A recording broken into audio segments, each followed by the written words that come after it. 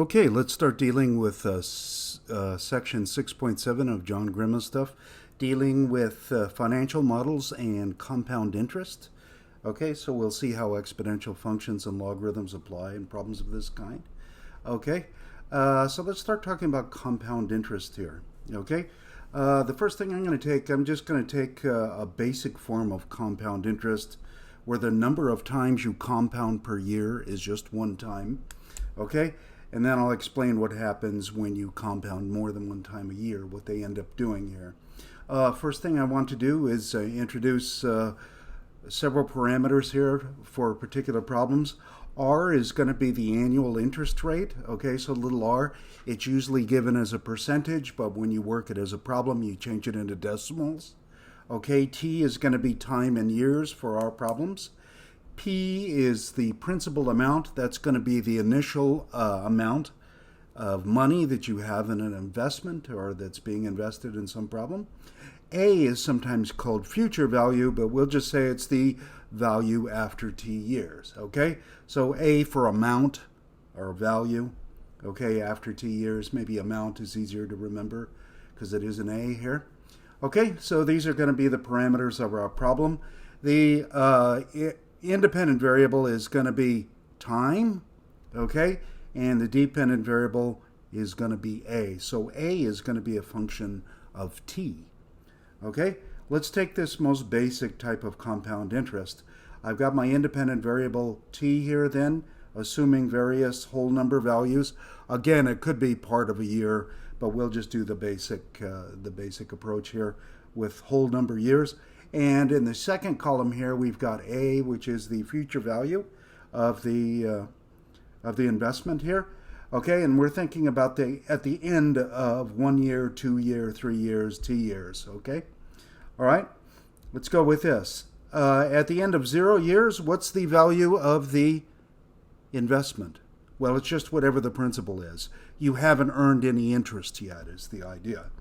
At the end of the first year, here's what you have. You have the original principal. You've still got that, assuming you didn't touch it or anything like this. Plus, you get a what? A certain percentage R of that principal. So P times the little r. Okay? So this is the interest, the actual value I of the interest that you're getting. That's being added to P. Now, the important thing here I want you to see is a compact formula. You notice that you have a common factor P between these two terms. If I factor that P out, I would actually have what? 1P, right? That gives me that P there. So I've actually got 1 plus R times P, because that's PR. So I factored out the P. And the point is, at the end of the first year, I've got a what? A certain multiple of P is the value in the account at the end of what? 1 year. Okay, a certain multiple of P. Okay, now R is going to be a positive number, so this number I'm multiplying by is going to be greater than 1. And we'll see that this leads to exponential growth here. Okay, now what happens at the end of the second year? Well, what happens with compound interest is that you earn interest on your interest each year. That's the difference between simple and compound interest. I'm really not going to discuss simple interest much, except to say that it's linear growth, whereas this is exponential growth here. See, the idea here is what's going to happen with compound interest. The what's going to act like the principal, the new principal, is the previous A. So what happens at the end of the second year is that this amount that was in the account at the end of first year is going to be multiplied by that same factor, 1 plus R. And so we actually have what? 1 plus R squared times P is the total value of the investment at the end of 2 years. Okay? And at the end of 3 years, it would be 1 plus R cubed, and so forth. At the end of T years, it's going to be 1 plus R to the T power times P, and some people would actually move the P in front here.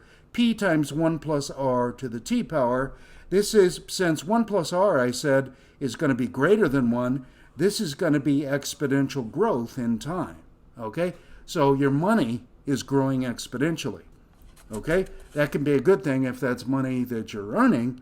That can be a bad thing if it's money you owe, right? Okay? Exponential growth can be dangerous because it grows so quickly sometimes. Okay? Now, let me explain what happens here. I said this was just basic compound interest, where you're compounding one time a year. What usually happens with compound interest is they introduce one other parameter, which we'll call little n here. They will actually compound your interest multiple times per year.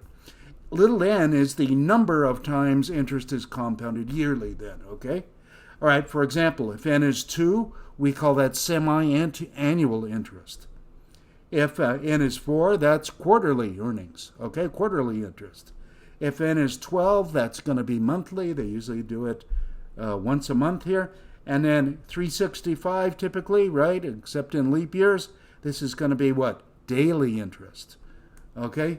Daily interest. And now this, I'm putting a star here by this one. We're actually going to talk about what happens here as the number of times you compound increases without bound. So I will talk about the limit as n approaches, that's what that symbol means, approaches infinity, and we'll call that continuous compounding, okay? So this is going to be a little bit different than these others here. Ultimately, we'll have a slightly different formula for continuous compounding here, but we'll see how we get from here to here. Okay, but let's talk about what happens when we compound n times a year, where n is just one of these whole numbers here. What they do is the following. They take the yearly interest and they divide it into n equal parts, so r now is divided by n, okay? And then the number of times they compound per year is going to be n times t, right? If n is the number of times that they compound per year, multiplied by the number of years that you're actually earning interest, nt would stand for the number of times interest has actually been compounded in t years, okay? So we'll see this in examples. Now, I've got this in a box here because this is important. You guys want to remember this formula for working problems in here. If you've got this formula down, you should be in good shape, though. Okay? We'll go ahead and work some concrete problems here. Okay? So this is in section 6.7. I'm going to look at number 2. On an initial deposit of $1,000 earns 3%, I just threw this in there for emphasis, annual interest compounded monthly. How much will the account be worth after 10 years? The first thing to do when working a problem like this is to pick off the various important parameters. What is this $1,000? What does that represent in our formula here?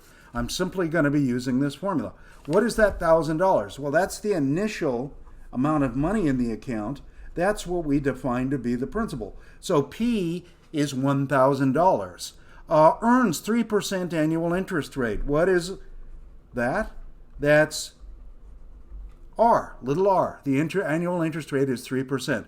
Again, we'll be using 0.03 when we do our actual calculations, but it's usually written as a percent, okay? So that's being divided by 100.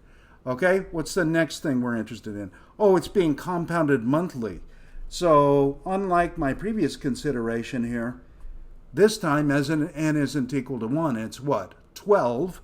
And then what? T is 10, or I'll include the units, 10 years, okay? Alrighty? So these are the parameters of the problem. Now we're just going to stick them into our formula. So we'll go P 1 plus R. Now again, notice that I'm using decimals here. This is being divided into 12 equal pieces, okay?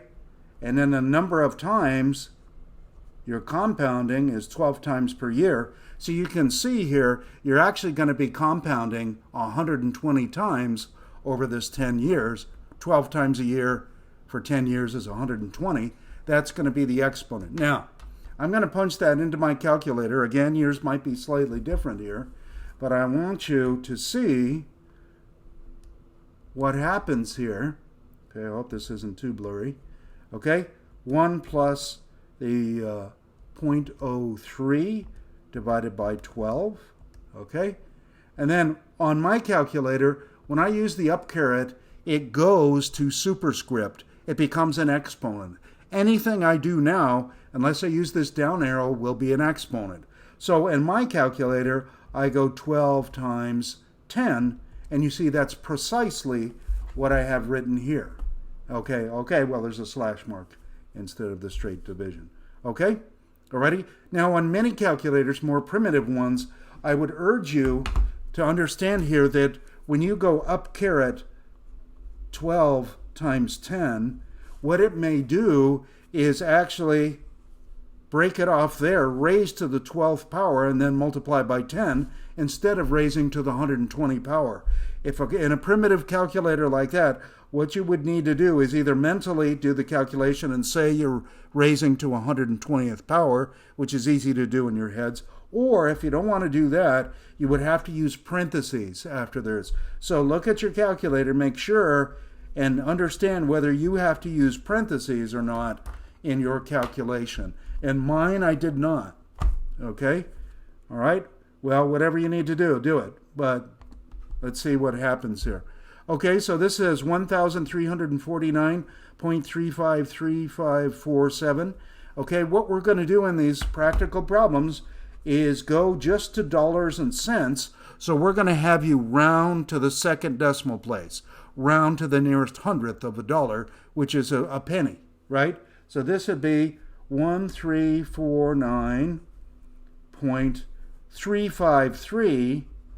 So that becomes 35, and there is going to be my answer to this particular problem. Okay? Now, some people will actually do this. I've been, known to do this. Well, they'll use a superscript here for cents. Sometimes I've been known to do that in some finance classes I've been teaching. Okay? I'll probably just use decimal points here, but make them nice and big, right? It makes a big difference. That decimal point's missing. It's a completely different value here. Okay, so just be careful about that. And let's do this. All right, let's try another one here. An initial, let me do an auto focus here. It doesn't look clear enough to me. Okay, sorry about that. An initial deposit of $12,000 earns 1% interest compounded quarterly. That's supposed to say quarterly. How much will be in the account after 10 years? Okay, can you take a second? You can always stop the video and work this. Okay, what are the parameters? P is your $12,000. Okay, so you want to include your dollar symbol here, at least in your final answer. 1% annual interest, so we'll just write R as 1%. Don't forget your percent. Quarterly, do you remember that meant 4 times a year? Yeah, quattro, 4. And T is 10 years again. Okay? So this shouldn't be too bad. Let's go ahead and work this problem. So let's make a statement. A equals, okay, 12,000. 1 plus 0.01 divided by 4 to the 4 times 10. Okay, you can see that exponent's actually 40 if you want to do it that way on your calculator. Okay, let's round to the nearest hundredth when we do this. Okay, so it looks like 12,000 times, I'll give you a second here. Okay, let's come back. 1 plus 0.01 divided by 4 raised to the 40. Okay, now it's a good idea to write your work out, because if you do mess up, then I can give you what? Partial credit, right? I saw what you tried to do, even if your number was wrong. Okay, if you just give me some number and it's wrong, I'm not going to try to figure out how you got that wrong number to give you partial credit. And I get what? I get, when you round this, I get 0.396, so it lands to 40 cents. Okay. All right, now here I have a question. A question for you here. Suppose we work with these same parameters. So it's the same problem, except n is going to be equal to 12. Would you expect more or less in the account? What about if it's 365? Would you expect more than this, or more than the case where n is 12? Okay. How about as n approaches infinity? Okay. What do you think happens as I as I fix all the other parameters in the problem, but increase the number of times I compound per year. Do you think I'm going to be making more money the larger n is? Or what do you think? Okay? So go ahead and theorize. Let's go ahead and see this. Okay? I actually worked this out for us, and I put this in a table because I'm aiming towards getting towards this continuous compounding thing. So I titled this Increasing N. Okay? So n is 4. That was our previous problem where we got our answer like this. Okay? I just put that in there. N is 12. I worked that out with n is at 12 in our problem here. And I got 13,261.50. So you notice we made a little bit of extra money by doing what? Compounding monthly instead of just quarterly. Okay? Again, I worked the problem where we're compounding daily. So n is 365. And now we got 13,262.03. Okay? So it looked like, again, we made a little bit more money here. Not a lot more, right? Not a lot more, but we made a little bit more money here. And then I went crazy here. I let n be 1,000,000. So suppose we're doing this. We're working the same problem, only we're compounding 1,000,000 times a year. Okay?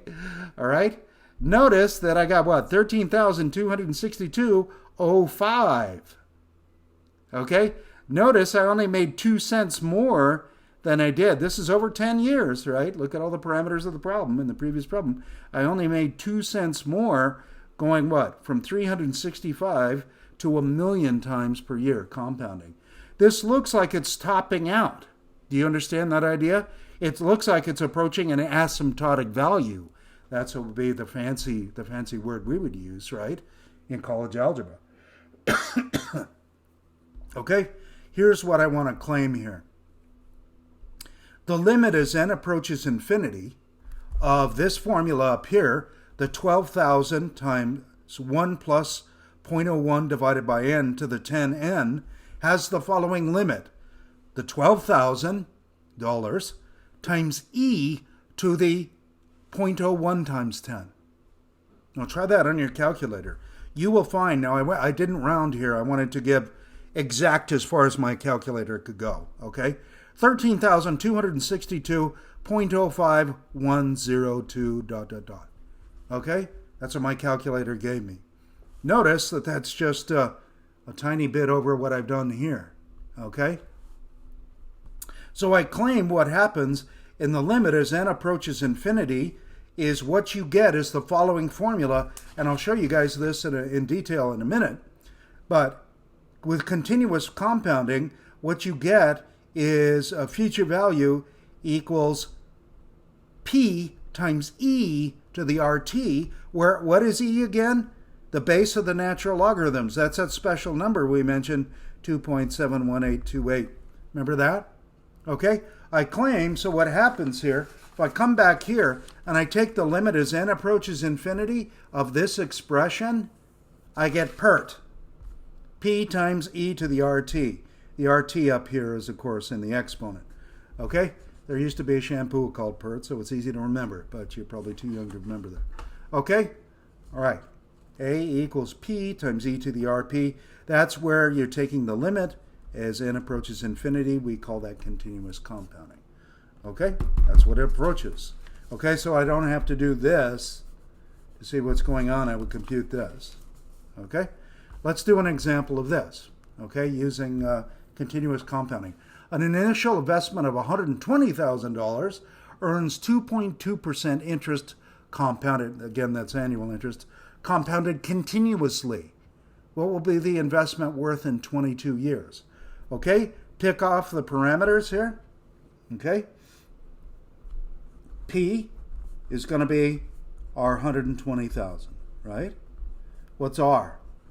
2.25%. Okay, and that'll be annual interest. N is really approaching infinity, right? We don't really have to write n down. We know that we're dealing with continuous compounding.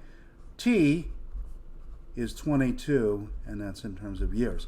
Our future value, according to our formula, A equals P times e to the RT, would therefore be 120,000 times e to the r. Now, don't forget, you got to put that in decimals. 0.0225, okay, times 22. Okay, so this is what we're going to put in our calculator. And then at the end, still, we're going to round to 2 decimal places because we are still talking about money. Okay?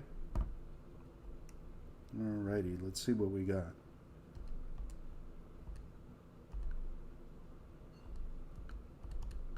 Hope I did it right. Okay, try to put it in here. Okay, that's the number I got. Okay, now let's go ahead and round a little bit. What is this? Okay, I got $196,859.79. Oops, I didn't use decimal points. I did it this way this time. That's okay. Okay, gonna think on it. I did it over here, didn't I? I went from decimals to this notation for some reason. No one knows why. Okay? Not even I. Anyway, there it is. Okay? You guys get the idea of continuous compounding. Okay? Got to remember that formula. So again, this is in a box also. You need to remember this. You need to remember this. Okay? All right, not so bad. Now, just to demonstrate where this PERT formula came from, okay, something I would like you to know about. What is E? Remember we said 2.718? How do you define this thing? Well, I claim E is the following. It's the limit as n approaches infinity of 1 plus 1 over n to the nth power. Now, doesn't that remind you of continuous compounding? Right? Look at I have a compound interest looking formula where r is 1 and t is 1, and I'm just letting n approach infinity. Okay? Now, before I do my calculation here, showing that you get PERT, I want to go ahead and show you something here. Okay? What I did here was the following. I went ahead and created a table of values. I went 1 plus 1 over n to the n power, and I did this on Desmos, where n is equal to 1, 2, 3, and then all the way to 100 million. I went crazy down here. And you see these values are increasing, and you notice when I got to 100 million, what did I get? 2.718281. Okay? Do you guys see that this thing is indeed, looks like it's approaching that number E? And there I also did what? I created a little, I actually graphed the horizontal line, y equals E. Okay? This is a continuous line, 1 plus 1 over x to the x power, but these are all those different sample points here. Okay? And you can see this curve is rising asymptotically to this line, y equals E. Okay? I urge you to do this on Desmos yourself. Okay? Alrighty. Now let's consider this calculation here. Okay. Let's go like this. N is approaching infinity. This is what? Our compound interest formula. Okay? Now, the first thing I do is you can change n. We usually think of n as being 1, 2, 3. You can change it to a continuous number, any real number here. That's the first thing I did. So instead of n, which makes you think of whole numbers, I changed it to x. Okay? R is positive, I just want to point out. Okay? You're earning positive interest here. Okay? If you're losing money, shame on you. Okay? Anyway, let's go ahead and do this. So I wrote the same idea here. I just replaced n by x. Now I'm going to do some little manipulations here. This thing, r over x, well, what I'm going to do is change it into a new variable. I'm going to let y equal x divided by r. So that means r over x is actually the reciprocal of y. Okay? X times t, what would that be? Well, I could isolate x here by going, what? yr. So xt should be yrt. Okay? Now let's re-look at our formula here in terms of y. That would be the limit as y approaches infinity, because if x is approaching infinity and r is positive, y's got to be approaching infinity also, increasing without bound, right? The p stays the p, that has nothing to do with anything. The 1 stays the 1.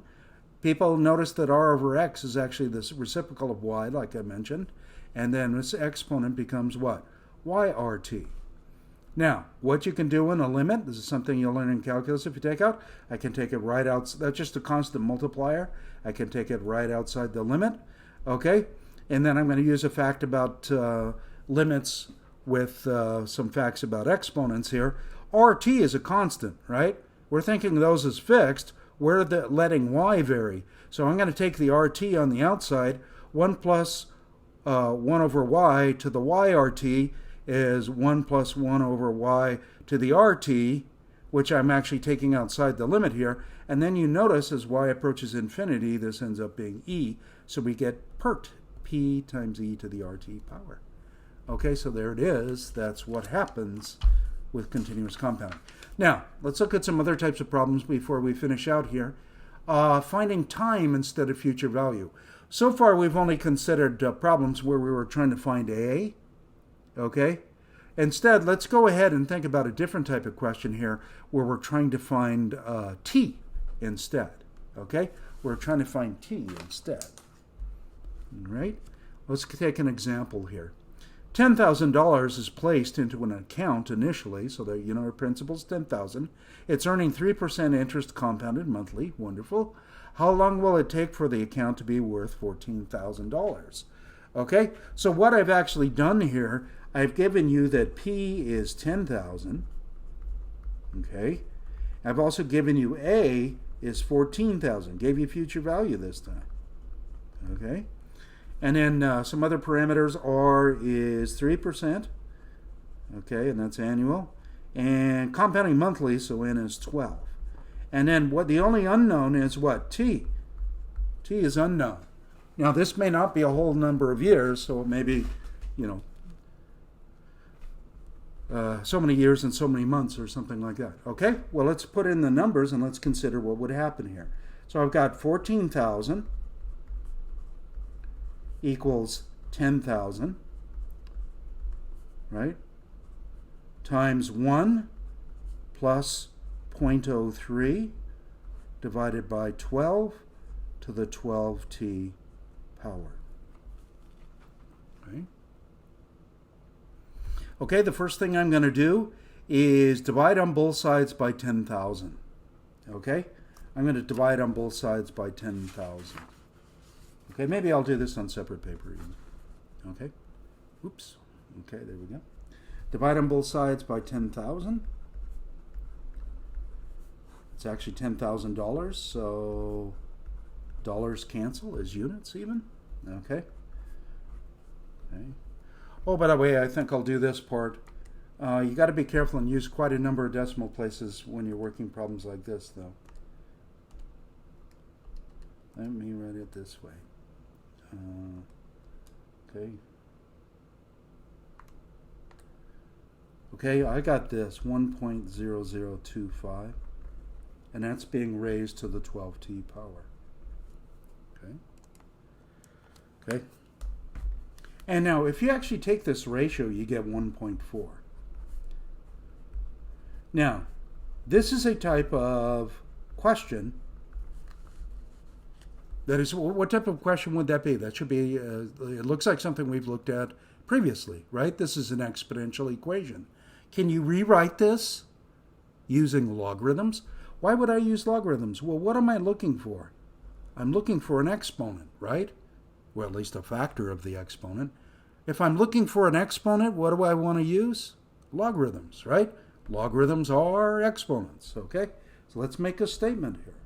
12t is the logarithm base 1.0025 of 1.4. Okay, so that's subscript, and this is not subscript. Okay? Now, do you remember how to do this? What's your change of base formula? Maybe you want to do this. Okay? Okay, does that make sense? Okay, and then t, I would actually divide on both sides by 12, but just be careful here. Make sure you put it into your calculator correctly.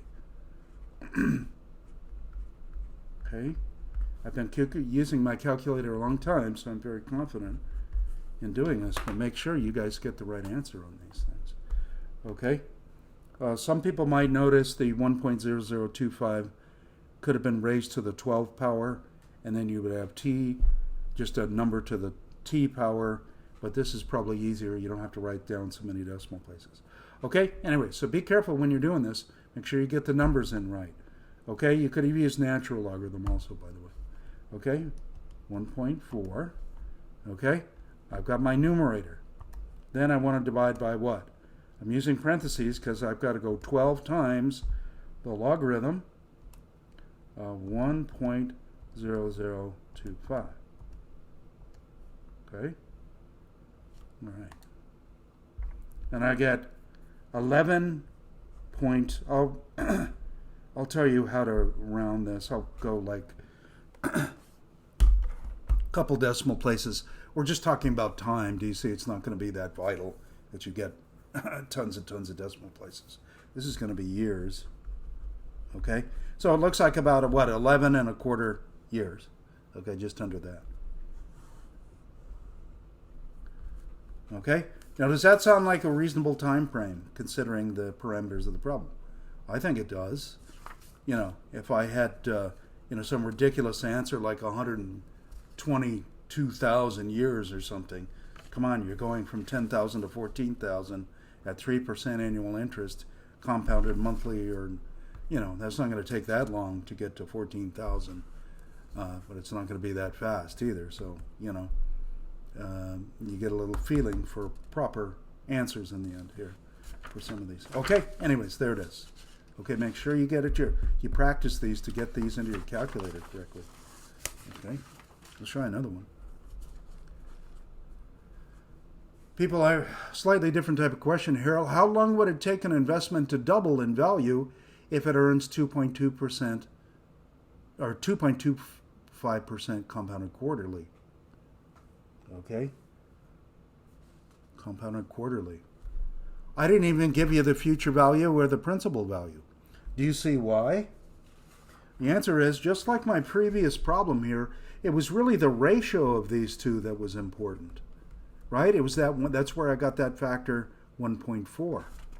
Here's what we can think of, okay? Here's my principal. Okay, hang on for a second. Let's go ahead and maybe do the other parameters first. R is 2.25%. And N is, quarterly. So N is 4. Okay, my future value is 2p, where what? P is my principal. So what I really have is 2p is p 1 plus 0.0225 divided by 4 to the 4t power. Okay, t is unknown. Does that make sense? Okay, because I'm just trying to double my my principal. Divide on both sides by p, and that would imply that what? That means imply this time. Let's get that that base too here. 1 plus 0.0225 divided by 4. Okay, so that 4t is the logarithm base 1.005625 of 2. Okay, then use your change of base formula. I'll use natural logarithm this time for no particular reason, and dividing on both sides by 4, so ln 1.005625. Looks like I could have left myself a little more room. Let's see. Natural logarithm 2 divided by 4 times the natural logarithm of 1.005625. And I got like 30.89.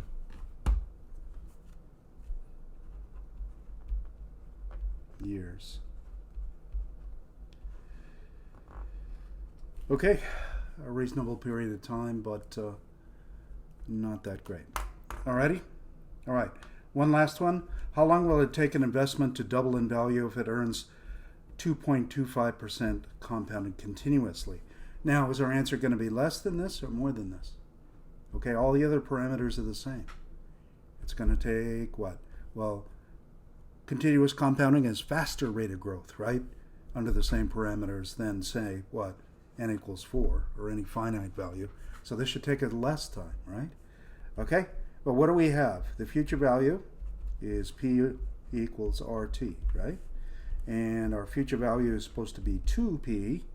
So we got this. Dividing on both sides by P, we get 2 equals e to the RT, right? Okay, so that RT would be the natural logarithm of 2. This means in turn that T would be the natural logarithm of 2 divided by R. And we know R is 2.25, so it looks like the natural logarithm of 2 divided by 0.0225. And I get 30.81 years. Okay? Which is indeed slightly less than the 30.89. Not a lot less, though. Anyway, so there you go. Alrighty? Well, hopefully that'll help you out with those homework problems in that section.